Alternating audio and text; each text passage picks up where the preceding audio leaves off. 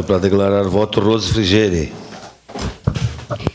Não, eu fico estranhando a fala do vereador Lucas Dil.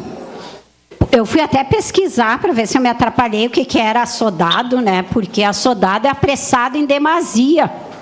Então, tu achar que um requerimento que está perguntando uma emenda de 5 anos atrás, se é assodado, desculpa, vereador, mas assodada foi sua fala.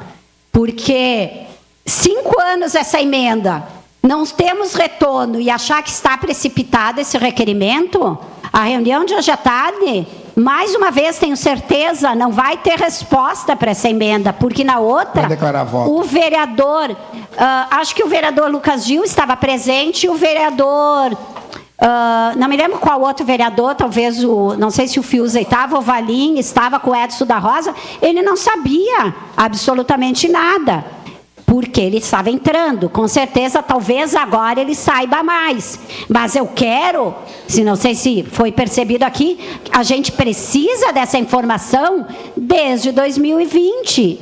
Então, como eu coloquei, isso tem que ser apresentado pelo Executivo.